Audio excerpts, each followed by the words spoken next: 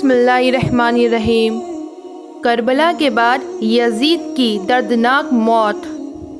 دوستو، حضرت عمر رضی اللہ عنہ نے ایک مرتبہ حضرت حذیفہ رضی اللہ عنہ سے پوچھا کہ اے حذیفہ، مجھے ان فتنوں کے بارے میں بتاؤ کہ جو سمندر کی موجوں کی طرح اچھال ماریں گے اور بڑے بڑے نیک لوگوں کو بھی اپنی چپیٹ میں لے لیں گے۔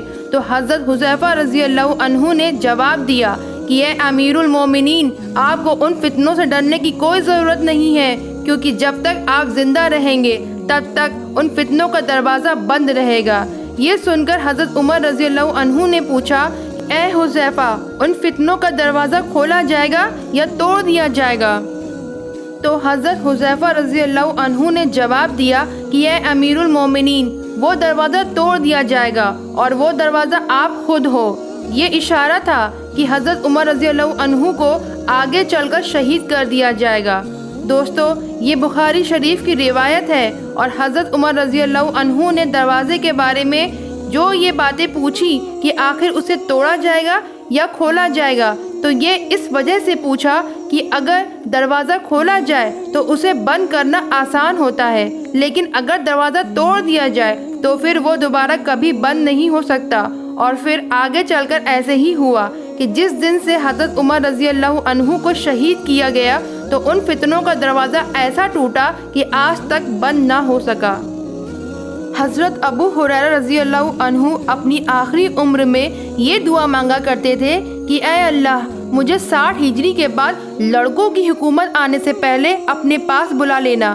لڑکوں کی حکومت سے اشارہ یزید کی حکومت کی طرف تھا، اور ایسا ہی ہوا کہ حضرت ابو ہریرہ رضی اللہ عنہ کی 59 ہجری میں ہی وفات ہو گئی، کیونکہ حضرت ابو ہریرہ رضی اللہ عنہ وہ حدیثیں جانتے تھے کہ جن میں اللہ کے رسول صلی اللہ علیہ وسلم نے ظالم یزید کی حکومت کی طرف اشارہ کیا تھا۔ فرمایا تھا کہ آگے چل کر ایک ظالم بندہ حکومت پر بیٹھے گا اور وہ میرے بچوں کو ذبح کر دے گا۔ ایک بار اللہ کے رسول صلی اللہ علیہ وسلم اپنے کمرے میں بیٹھے حضرت حسین رضی اللہ عنہ کو سینے سے لگا کر زور زور سے رو رہے تھے۔ اتنی دیر میں حضرت ام سلمہ رضی اللہ عنہا کمرے میں آئیں تو اللہ کے رسول صلی اللہ علیہ وسلم کی ایسی حالت دیکھ کر دل تڑپ اٹھا اور پوچھنے لگی کہ اے اللہ کے رسول، آپ کو کیا ہو گیا ہے؟ کیا حسین کو کوئی چوٹ لگ گئی ہے؟ تو اللہ کے رسول صلی اللہ علیہ وسلم نے فرمایا کہ نہیں، بلکہ ابھی میرے پاس ایک ایسا فرشتہ آیا تھا کہ جو آج سے پہلے کبھی زمین پر نہیں اترا۔ اس نے مجھے بتایا کہ اے اللہ کے رسول، آپ کے اس بچے حسین کو آپ کی امت ذبح کر دے گی۔ پھر اللہ کے رسول نے فرمایا کہ میں دیکھ رہا ہوں کہ ایک کالا کتا کہ جس کے سینے پر سفید داغ ہے، وہ میرے اس بچے حسین کا خون چاٹ رہا ہے۔ یہ اللہ کے رسول صلی اللہ علیہ وسلم نے شمر کی طرف اشارہ کیا تھا کہ جس نے کربلا کے میدان میں حضرت حسین کا سر کاٹ کر نیزے پر لٹکا دیا تھا۔ شمر کو سفید داغ کی بیماری تھی اور وہ رنگ سے کالا بھی تھا۔ سن 60 ہجری کے بعد یزید مسلمانوں کا بادشاہ بنا، حالانکہ وہ مسلمانوں کا بادشاہ بننے کے بالکل لائق نہیں تھا۔ اسلام میں حکومت کا طریقہ خلافت والا رکھا گیا ہے، ملوکیت والا نہیں۔ خلافت کا مطلب ہوتا ہے کہ ایک بادشاہ کی وفات کے بعد اگلا خلیفہ مسلمان خود ہی جس کو مناسب سمجھے اسے بنائے، اور ملوکیت کا مطلب ہوتا ہے کہ ایک بادشاہ اپنی وفات کے وقت اپنے ہی لڑکے کو اگلا خلیفہ بنا دے، اب وہ لڑکا چاہے خلیفہ بننے کے لائق ہو یا نہ ہو، جیسا کہ آج کل سعودی حکومت میں چلتا آ رہا ہے۔ سن 60 ہجری کے بعد جب حضرت معاویہ کی وفات ہوئی تو کچھ ایسا ہی منظر پیش آیا اور ان کا لڑکا یزید حکومت کا بادشاہ بن بیٹھا۔ حالانکہ اس وقت یزید سے کسی کو ذاتی نفرت نہیں تھی، بلکہ مسلمانوں نے اور حضرت حسین رضی اللہ عنہ نے جو یزید کے مخالفت کی تھی، اس کی سب سے بڑی وجہ یہ تھی کہ یزید کے مسلمانوں کے بادشاہ بننے کی کوئی بھی صفت موجود نہیں تھی۔ یہاں تک کہ جب مشہور صحابی حضرت عبداللہ بن حنظلہ رضی اللہ عنہ یزید کے دربار میں اس کا جائزہ لینے گئے تو واپس آ کر مدینہ والوں کو بتایا کہ یزید ایک عیاشی کرنے والا لڑکا ہے، وہ رات میں شراب پیتا ہے، مسلمانوں کا پیسہ حرام کاموں میں اڑاتا ہے اور لڑکیوں کا شوقین ہے۔ اب جب یزید کے اندر اتنی برائیاں تھیں تو نبی کے نواسے حضرت حسین رضی اللہ عنہ کیسے اس بات کو برداشت کر لیتے کہ ہمارا بادشاہ ایک گنہگار انسان بنے۔ حضرت حسین رضی اللہ عنہ کو خلیفہ بننے کا کوئی شوق نہیں تھا، بلکہ اس وقت کے لوگوں نے حضرت حسین رضی اللہ عنہ کو مجبور کیا تھا کہ وہ یزید کے مقابلے اپنے ہاتھوں پر لوگوں کو بیعت کرے اور اسلامی حکومت کی باغدور سنبھالے۔ آخر لوگوں کے بہت زیادہ مطالبے پر جب حضرت حسین رضی اللہ عنہ مدینہ سے کوفہ شہر کی طرف نکلے تو یزید نے ایک بڑی فوج بھیج کر حضرت حسین رضی اللہ عنہ کو کربلا کے میدان میں بڑی بے دردی کے ساتھ شہید کر دیا اور تمام اہل بیت کی عورتوں کو قید کر کے اپنے دربار میں پیش کیا۔ یزید ان اہل بیت کی عورتوں کے ساتھ بھی کچھ برا سلوک کرنا چاہتا تھا، لیکن حضرت زینب کے دل چیر دینے والے خطبوں نے یزید کے پورے محل کو ہلا کر رکھ دیا۔ اسی لیے یزید نے ڈر کر تمام اہل بیت کی عورتوں کو جلدی سے مدینہ واپس رخصت کر دیا۔ حضرت زینب رضی اللہ عنہا جس وقت مدینہ پہنچی تو لوگوں کو کربلا کی داستان سنائی اور حضرت حسین رضی اللہ عنہ پر ہونے والے ظلم و ستم سے آگاہ کیا تو اسے سن کر سارے مدینہ والے یزید کے دشمن بن گئے۔ یزید نے حضرت زینب کو تو مدینہ سے نکلوا دیا، لیکن ان کی دلوں کو چیر دینے والی آواز نے لوگوں میں انقلاب برپا کر دیا تھا، اور پھر سن 63 ہجری میں سارے مدینہ والے یزید کے دشمن بن کر کھڑے ہو گئے اور عام اعلان کر دیا کہ ہم یزید کو اپنا بادشاہ ماننے سے انکار کرتے ہیں۔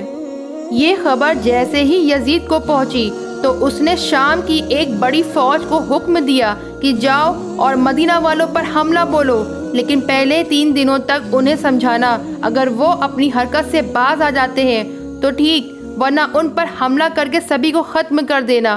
اور ایک بات کا خیال رکھنا کہ حضرت حسین کے لڑکے زین العابدین کو کچھ بھی نہ کہنا، اگر وہ بات نہ مانے تو انہیں ان کے حال پر چھوڑ دینا۔ یہ پوری 12,000 کی فوج تھی۔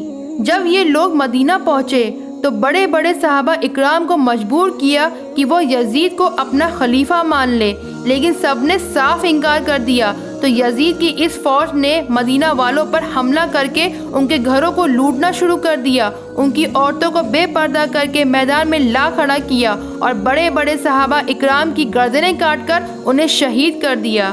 اس واقعے کو واقعہ حرہ کہا جاتا ہے۔ تاریخ کی ہر کتاب میں ظالم یزید کی حکومت کا یہ واقعہ لکھا ہوا ہے، یہاں تک کہ بخاری و مسلم جیسی حدیث کی بڑی کتابوں میں بھی واقعہ حرہ کی دردناک داستان مختصر طور پر ذکر کی گئی ہے۔ اس جنگ میں یزید کی فوج نے بہت بے دردی کے ساتھ بڑے بڑے صحابہ اکرام کو شہید کیا، یہاں تک کہ ایک روایت کے مطابق پورے 10,000 مسلمانوں کو شہید کر دیا گیا تھا، جن میں کچھ ایسے صحابہ اکرام بھی تھے کہ جنہوں نے جنگ بدر جیسی عظیم جنگوں میں حصہ لیا تھا۔ ظالم یزید کی فوج نے ان بوڑھے صحابہ اکرام کو بھی نہ چھوڑا اور ان کا پاکیزہ خون گردنیں کاٹ کر سڑکوں پر بہا دیا۔ اسی جنگ میں ایک مشہور صحابی حضرت عبد الرحمن بن عوف رضی اللہ عنہ بھی شہید کر دیے گئے۔ یزید کی فوج نے اتنا خون بہایا کہ ایک راوی لکھتے ہیں کہ سڑکوں پر صحابہ اکرام کا ایسا خون بہہ رہا تھا کہ قدم رکھنے کی بھی جگہ نہیں ملتی تھی۔ حافظ ابن قتیبہ اپنی ایک کتاب میں لکھتے ہیں کہ یزید کے لشکر کا ایک فوجی کسی بڑے صحابی کے گھر میں گھس گیا اور تلوار لہراتے ہوئے عورتوں سے کہنے لگا کہ گھر میں جو کچھ بھی سامان ہو وہ میرے حوالے کر دو۔ تو گھر کی ان پاکیزہ عورتوں نے جواب دیا کہ گھر کا سارا سامان تمہارے دوسرے سپاہی لوٹ کر لے جا چکے ہیں۔ یہ سن کر اس سپاہی نے گھر کے ایک دودھ پیتے بچے کو گردن پکڑ کر اٹھایا اور بہت تیز دیوار پر دے مارا کہ جس سے اس بچے کا سر پھٹ گیا اور اس کی موت ہو گئی۔ یہ جنگ اتنی دردناک تھی کہ 3 دنوں تک مدینہ کی مسجد میں نماز نہ ہوئی، یہاں تک کہ لکھنے والوں نے لکھا ہے کہ یزید کی اس ظالم فوج نے اپنے گھوڑے مسجد نبوی میں حضور صلی اللہ علیہ وسلم کے روضے کے پاس لا کر باندھے اور رسول کے ممبر کی بہت بے حرمتی کی۔ آخر اس جنگ کے بعد جب یزیدی لشکر مدینہ چھوڑ کر واپس گیا تو مدینہ کے ہر گھر سے رونے کی آوازیں آنے لگیں۔ बड़े बड़े सहाबा इकराम शहीद हो चुके थे और जो बचे भी थे उन्हें ज़बरदस्ती यजीद को बादशाह मानने पर मजबूर किया गया था। इस वाक़ये के कुछ ही दिनों बाद यजीद पर अल्लाह का अज़ाब आ गया और फिर वो ऐसा बीमार पड़ा कि बिस्तर से उठने के लायक भी ना बचा। उसके पेट में एक दर्द उठा और फिर उसकी आंतें सड़ने लगी। वो बिस्तर पर ऐसे तड़पता था कि जैसे पानी के बाहर मछली तड़पती हो। आंतों के सड़ने की वजह से वो रात रात भर अपने बिस्तर पर चीखता रहता। यजीद के इलाज के लिए बड़े बड़े डॉक्टरों को बुलाया गया, लेकिन सभी नाकाम रहे, क्योंकि ये उस जालिम पर अल्लाह का अज़ाब आ गया था। उसे अब कोई नहीं टाल सकता। उस बीमारी में उसे बहुत प्यास लगती, लेकिन अगर वो पानी पीता तो अंदर जाकर वो आग की तरह खौलने लगता और ऐसा महसूस होता जैसे सीने में पिघलता हुआ शीशा डाल दिया गया हो। और अगर पानी ना पीता तो प्यास से बुरा हाल हो जाता, क्योंकि इसी जालिम ने हज़रत हुसैन रज़ी अल्लाह अन्हु को करबला में प्यास से तड़पा तड़पा कर शहीद किया था। आज उसी के बदले अल्लाह ने उसे ऐसी इबरतनाक सज़ा दी कि वो दुनिया के लिए इबरत बन गया। आखिर इसी बीमारी में तड़प तड़प कर जालिम यजीद की 15 रबीउल अव्वल सन 63 हिजरी में मौत हो गई।